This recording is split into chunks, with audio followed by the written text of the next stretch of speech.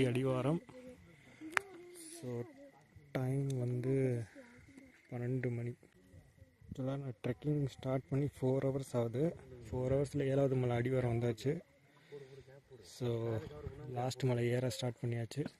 எவ்வளோ நேரத்தில் ஏறன்னு பார்க்கலாம்.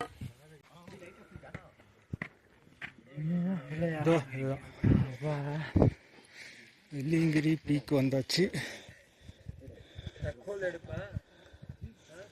டைம் வந்து 12:50.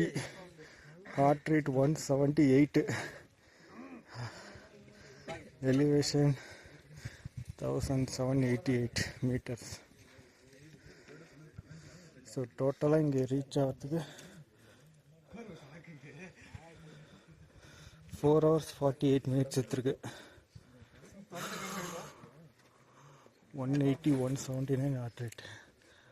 அது இறங்க வேணா இறங்கி